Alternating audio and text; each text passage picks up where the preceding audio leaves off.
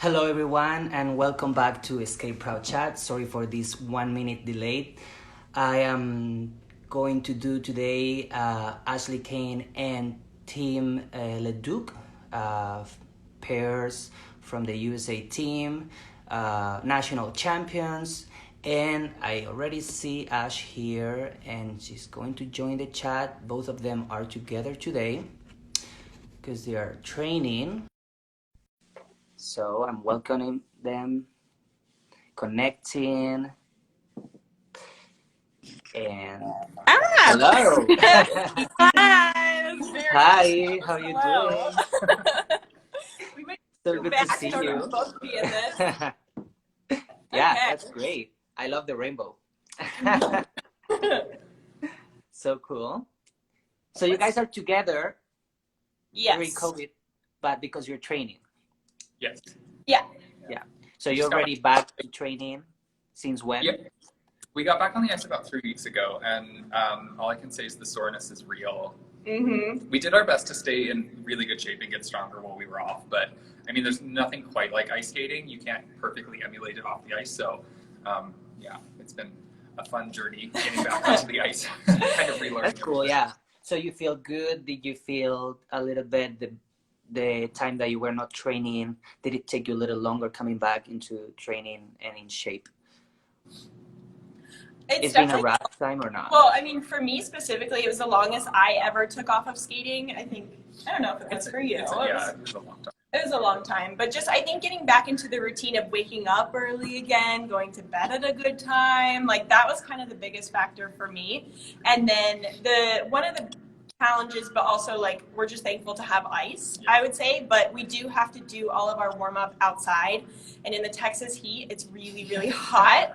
And then coming right in to get on the ice, it's been an adjustment, learning like how to kind of our bodies will adjust to that. So it's kind of been the biggest thing, but it's also a little strange, like not training for anything at the moment. Like that's what I was going to say. And a weird thing, because it's nice because we actually get to understand our programs this year and like fully put ourselves into them. But also we have no idea when the season's going to start. So it's kind of like you're just training. I see. Yeah. It is unpredicted. It is not knowing what's going to happen, but hopefully the season still goes on, even if it's maybe a bit delayed. But yeah, at least you guys are like back on the ice. Yeah. Well, I want to say thank you very much for being in the project, being so proactive and moving Escape Proud forward. I think all of us together are trying our best, and I think we're gonna make a positive change in figure skating. And what I wanted to talk about a little bit, you guys, so you're currently national champions. Not current. Or it was 2019. Sorry, because your nationals are right at the beginning of the year. Sorry, so it was 2019. Yeah. Yes.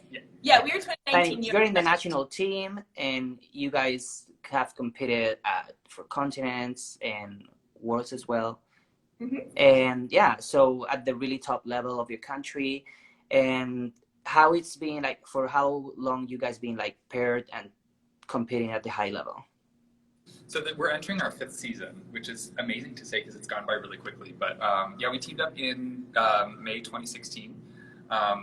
We've medaled 4 times, all 4 times at nationals. Been to 4 continents, worlds, world team trophy, Grand Prix, kind of everything. That's great. Yeah. So talking a little bit of what we want to get to in this chat. Tim, I would like to hear a little bit your story. How will you identify in the LGBTQ plus community? And we want to hear a little bit from you in this case. Sure. Well, for anybody that didn't know, I'm gay. No, I identify as a queer person. I came out to people originally in 2008, and then officially came out in, I guess, 2016, 17, more publicly. I started talking about it. You know, it's been a journey. I've been really fortunate to have a partner like Ashley and the group of people that I train with who have helped build a really affirming environment. I don't take that for granted because I know that a lot of skaters don't always have that. They don't have affirming fellow skaters or coaches or parents. So it really helps me be the best athlete that I can be because I have a really great environment. Yeah. Yeah, I was talking with Amber the other day, and she's also in your group of training, and she was saying that for her you were a big support, and that she felt very comfortable with the team and the training group that she has there because she was able to be herself and talk openly about everything. So yeah, but going back to the term you said you identify as queer, we want to know a little bit more about that, even myself, because the terminology, not everybody knows really what it's about and how will that identification reflects yourself. Sure. So I think of queer as being more of an umbrella term. So rather than just identifying specifically as gay, I felt for me in my journey, in my experience, queer is a better description of how I move through the world. So it's not just who I go out on a date with, it has to do with also my gender and how I self-actualize and how I present myself to the world. So I've become a lot more comfortable identifying as queer, but I also have a gay experience as well, if that makes sense. So many people can identify as queer and it kind of means a little bit of a different thing to everyone. So I think that's a really good question to ask because it can sometimes be like hard to figure out just because it means something different. But I'm a really big fan of the word queer because I feel like it's just a much more inclusive word to describe the community as a whole. I grew up saying the gay community or hearing gay community to describe everything, and that's not necessarily as inclusive, especially to trans folks. So I'm just a big fan of the word queer. So, and going back to what you said about Amber too, like I love hearing her talk about like the environment and how like Ashley and I have been able to help her, but like Amber's also helped me. Like Amber gives me a lot of strength because she's so strong and such a rock star in coming out and handling everything that she has since coming out at the age that she is. You know, I didn't come out until she's very young, and I was like 27. You know, yeah, she's 20, I think, and she's very forward with it. So I really like the conversation we had. I'm like, you know, proud out and embracing it, and really I think that helps a lot of people, and it's going to help a lot of figure skaters, you know, to be themselves and to feel that we're here for them. Yeah. So going to this support also, I wanna hear a little bit, Ashley, what's been for you the journey with Tim? How was this connection? Did you guys had a conversation about it? Did you feel that, you know, some struggles that you were able to help him through? Mm-hmm. Yeah, I mean, definitely for me, it's always a learning process of understanding and how to be an ally for him and for the community. And I'm constantly learning myself, and he's really patient with me. And we've been able to have a lot of like in-depth conversations about what's going on because they don't always like exactly affect me personally, but they affect him, and then that affects me, or you know, and has that chain effect. It's a teamwork. So, it's like this is for everything, not just for like, this matter. Yeah. Yeah, so we always have conversations about that. And, you know, for me, like, as his partner and this person that, like, he spends a lot of time with in the day, being able to see him being himself makes me happy. And I think he's a better person. He's a better athlete when he's able to fully be himself out there on the ice. And it breaks my heart when he can't be. And I see situations where he is pulling himself back and maybe taking steps back. And, like, that breaks my heart seeing that happen for him and that he feels like he has to do that.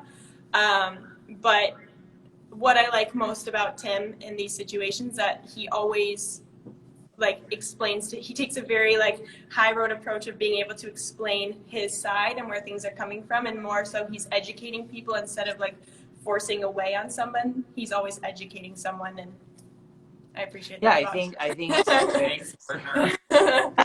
That's so cute. I don't always have the right words. That's what I told him, like, I don't always have the right words, and I might not always have the right reaction because I'm also learning at the same time. But like, you, yeah. Always but your work, you're a big part of all this. You are like also proud of him, and you are like very supportive for him, for the community, and I feel that's also a big help that Tim can feel from you. And getting to that, I wanted to ask you, once you, let's say, had a conversation or were open about it between you two, do you think that helped you as a team when we get to the competition, like feeling more free about it, more connection, because you are obviously opening all the terms and you're not hiding anything? So did that help to take off your career? I'm trying to think if we ever had the If we ever had a conversation, because conversation. I'm pretty sure I like walked in and declared it. That was, Okay, like, not, so we were already there. yeah, But it's I mean, it was understood, I think. it's like a relationship, not just talking about this. I'm talking about in general. I feel like, even though probably at the beginning you were already open, but I'm sure, I don't know how deep is your relationship, that you can rely on Ash and Ash can rely on you, and in many matters, and that kind of helps you to get more connection on the ice, right? Oh, yeah, fully. I mean, we can't underscore enough the importance of allies in the movement for queer liberation. So, I mean, queer people face a lot of challenges, but like when we have those support systems, that's when we really can be our best. And I think that's what you're asking is like, our sport is really hard. Yeah. We're pushing ourselves to the limits every day. We are facing really intense pressure and competition. And so if you feel like, other things are taken care of, it allows you to really focus on that. So yeah, no, you cannot underscore enough the importance of allies in the movement. And especially right now, it's something that like we in figure skating, always, yes, but like especially right now with this situation that happened recently between Adam Rippon and Alexei Yagudin, I think it's just like, it's a perfect example of why we all need to use our voices, queer folk and the queer allies, to stand up and say like, hey, that's not okay, you can't talk like that. You have, like, speaking specifically to Alexei Yagudin, you have so much influence in this sport. You are an Olympic champion and somebody that like, I grew up adoring Alexei. Yeah, exactly. He's one of the biggest inspirations for me in skating. So when you see him say these things, you're like, I'm already like national champion, and it cuts me down. I can't imagine what other people are feeling, and what I would have felt, and how much hurt that would have caused. Especially when they're in the process of accepting themselves, or even being open in their small circle and their family. I think it was horrible what happened. There's a lot of things that we need to work with the ISU, and we need to help to prevent the situations, but also to take actions. And there is a lot to improve in this matter. But for sure, it was a total attack to Adam, to our community, and it is a lot of this is one of the reasons why. Is a great example, a recent example, why in figure skating we still have discrimination. There's still things going on, and it's not that we're just here telling our story because we just love talking about ourselves. We're here because we want to share experiences, to show support for one another, and to educate and grow. So I think you guys are a great example as advocates as well for the LGBTQ plus community, national champions in figure skating, and you guys have been going to, for example, human rights. You guys had an action not long time ago. If you want to talk a little bit about what you did back then. Yeah. We had the opportunity to do an interview with Human Rights Campaign. It was really a really great opportunity to use our platform and to speak out. No, I really love what you said about this is like the time to come together and everything, because I think people sometimes misconstrue like Pride Month or perhaps a page like this, that it's like, we're not, like, why do you have to celebrate it and talk about it all the time? I don't talk about who I go out on a date with. And it's like, well, it's really not about that. It's not about trying to differentiate ourselves or make ourselves feel special or anything. It's like, this is a political action. This is an act of sort of defiance to the sort of standard that people sometimes accept of cis heteronormativity. And it's like so important now more than ever for all of us to really come together and to be having these conversations, because there are those young people watching who need people to stand up and defy people like, you know, Yagudin, and when all those things happen, when it's not, you know, done in such a public way. So yeah, sorry, I know I got a little off topic, but I think it was shocking too to find out. And it's still, because that is a very important matter, that today the ISU released a statement that we from within Escape Proud, we've been in chats with them as well, and it feels empty, the statement. It is very direct to against discrimination of racism and all what's happening nowadays, and involves all the discriminations, but there's not even a mention on sexual orientation, sexual identification, or just the LGBTQ plus community.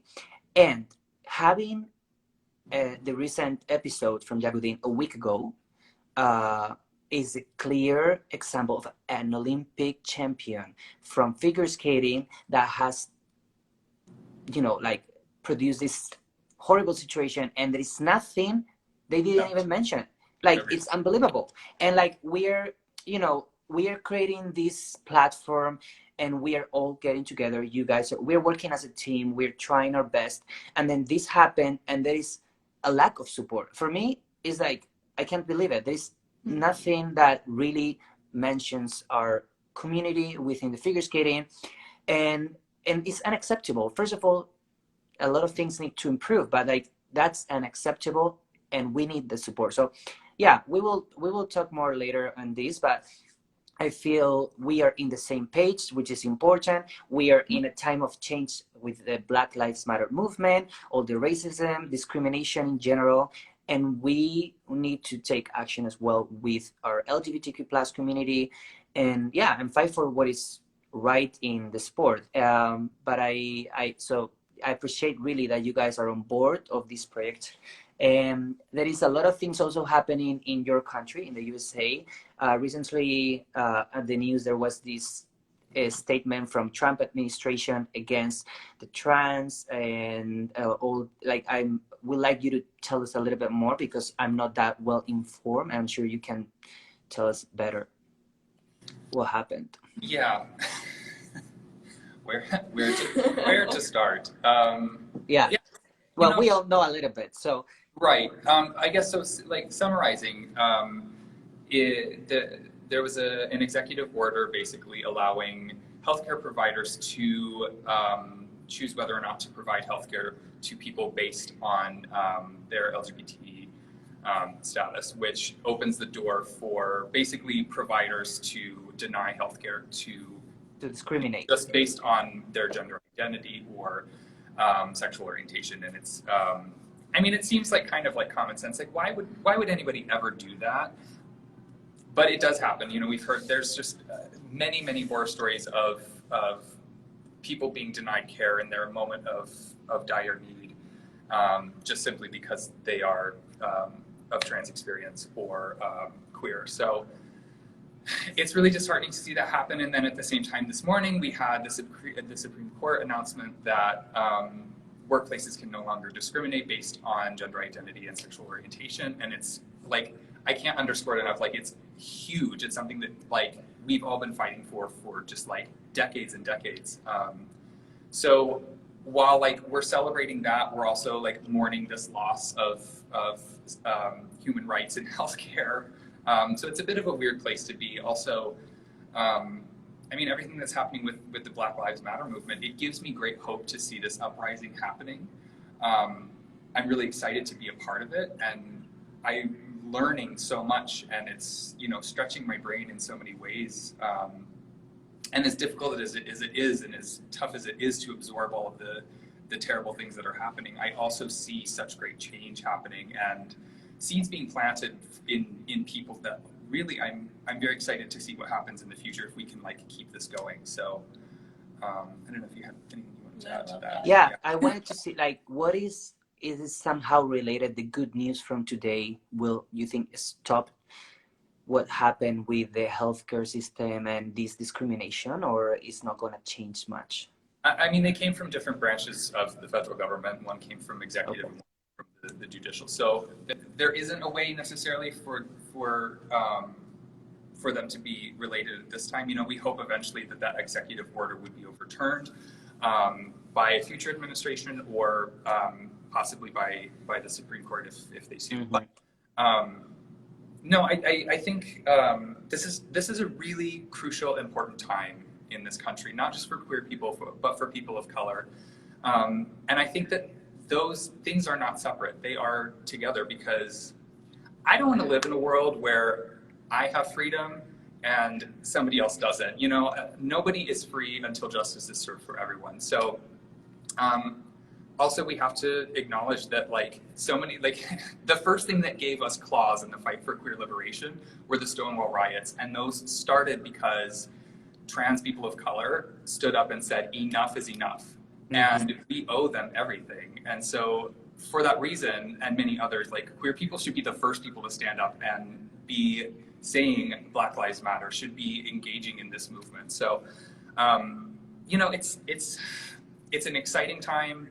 There's a lot going on, but I'm really hopeful and excited to see, you know, what's already happening. So, yeah, for sure. A lot going on in the USA, for sure. But coming to the institutions of sport, I would like to hear your vision. What do you think, like, coming from, you know, the US Figure Skating Federation, or even the ISU, like, do you think there's still more to be done regarding racism, discrimination, LGBTQ plus community? What do you think we can improve and being proactive, and, you know, because it all relates to figure skating and sport in general? What do you think it can be done? I mean, jump in at any time, because I don't. Yeah.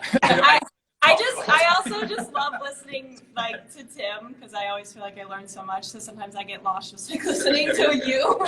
So inspiring. You just Yeah. want to listen, you know. Okay, the short answer is yes. How much you feel supported, first of all, Yeah. within your federation, then coming to the ISU, and, like, with all the recent episodes, what things you think it need to be changed? You need to feel the support, more actions? I don't know. Yeah. The short answer is yes. There's a lot to be done. So with this Alexei Vudin situation, you know, I would love for there to actually be action taken by the governing bodies in our sport, rather than just through the court of public opinion, which, you know, is a form of intervention, but absolutely, it would be great to see there be some sort of repercussions for people when they make such terrible statements about a really crucial group of people in the sport of figure skating. But at the same time, I want to acknowledge the progress that has been made, because I have heard from my predecessors so many stories of things that coaches, commentators, officials, people in US figure skating have said to them, and the way that they have been just buried and forced to adhere to cis heteronormative standards. Like, even as recently, so, like, I started watching figure skating after the 2002 Olympics, and I think it was sometime in the 2004 Nationals, or 2004 season, there was a fluff piece run about Michael Weiss, and like, I will never forget it, because it was like they were just trying so hard to, like, nail the point home that he is straight, he has a wife, he has kids. Like, they even at one point, like, took the camera into the bedroom and showed their bed, and he made, like, a little comment like, hey, this is here where the action happens. Like, it was just the most, like, we get it, you're straight and you're a figure skater. Like, they were just trying so hard to, like, you know, butch up this, to break the stereotype, but, like, yeah. And highlight, you know, the heteronormative athlete for, you know, for the audience, so that they, like. And it's not even true that everybody, like, I know more straight figure skaters than gays, like, oh yeah, international level. Like, it's just a stereotype. Yeah. But yeah, it's crazy they try to do that to kind of show that other face. I don't know. Oh, Fantasy, but and I mean, we could go on and on about the ways Johnny Weir was portrayed, and other skaters throughout time. Just the things that they've had to go through. So I've seen a lot of change happen since I was first coming into the sport. We've seen U.S. figure skating show a lot of support, and they've used their social media at times to really highlight queer athletes. So I do want to acknowledge that there has been change, and progress has been made, and there is still a long way to go. I think that it's something that we all need to really look at and examine in our sport right now. When you look at the members of Team USA, they are almost entirely white or Asian, and it's an uncomfortable conversation, but we need to have it. Mm-hmm. And this isn't just figure skating's problem. This is across a lot of sports. There is a disparity in the numbers that do not match the population. We have to ask ourselves why. Mm-hmm. I don't think the fault is entirely the sport of figure skating. I think they play a part in it. There are also socioeconomic factors we have to acknowledge, but this is something we all need to kind of lean into and say, okay, clearly this is a problem. Clearly there is not equal access to There is of course, there is rules, there is ethic codes and all that, and there is a lot of blah, blah, blah, but there's no action. Right. It's the code, yeah, but where is the action? Where is the reality when we get to, to what we should be doing something, Yeah, and I there's no simple solution to it, because there's so many factors that systemic oppression for people of color causes them, to not be able to participate in figure skating in the same numbers. There's no simple answer, and in that we have to again lean into it and say, all right, what do we do to change this? What are actions that each of us individually can take, and what are actions within the sport and outside of the sport that we can take? And it's again something that makes me so hopeful about everything that's happening right now. Is we're starting to see these conversations happening. We're starting to see people acknowledge more that Black Lives Matter, and we're starting to see people acknowledge, the disparities. I can look out onto the ice or look at the roster of Team USA in figure skating and be like, something's missing. Mm-hmm. Yeah, I think it's an interesting time. There's different initiatives, figure skaters recently. There was this video from Adam, Caitlin Weaver, and all the May and all the figure skaters to take the pledge. And I think it's very interesting that we are all working towards the same direction. And of course, at Skate Proud, we focus on the LGBTQ plus community, but we obviously are inclusive, and they are part, people of color, Black people, they're part of the community as well. As you said, in history, the trans Black people that started the riots back in the day, and they were a big piece of the puzzle. So we are a big community, and we're fighting for, we're going in the same direction. And I think when it comes to sport, we are all in this moment in time trying to get to make a positive change, and hopefully institutions and get on board and support us, and we can really see a change, really much needed change that we lack nowadays. Yeah, and I think this can't be something that is reactionary just to the uprising happening now. It's something that we need to implement and continue on for years to come, so that we actually see change. I'm seeing a lot of people highlighting Black athletes in sport, and especially Black figure skaters, and I think that's great to highlight them. But it's only the very minimal first step. We actually need, like you said, structural change that allows the sport to be more accessible to people. So it requires taking on some really difficult topics and having some really tough conversations. But and I know I'm being very broad and not necessarily super specific about that, because we don't have tons of time. But I guess for anyone watching, just encouraging you to be a part of this. I'm learning so much and stretching myself, and I want everyone to join in that, because there is a huge problem. we can't cover it up anymore. We can't not talk about it anymore. This is a huge problem, and you know, we got to be serious when we say we're going to do something about it. So yeah, for sure, it's their time to work on it, and we as athletes are like going forward with all these matters. So yeah, it's for sure their time to make a change and make it work and be fair for everyone and equal. So yeah, I think we kind of can wrap it up here. Okay. I'm really happy you both of you are part of this project, are such a good advocates of the community, and really I again today learned from you guys, and there's a lot you can help with.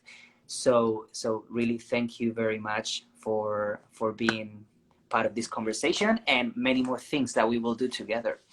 Awesome. Yay, Thank you so much. Thank you for the We platform. appreciate it. Of course, if you want to say something to the viewers, so go ahead. You start.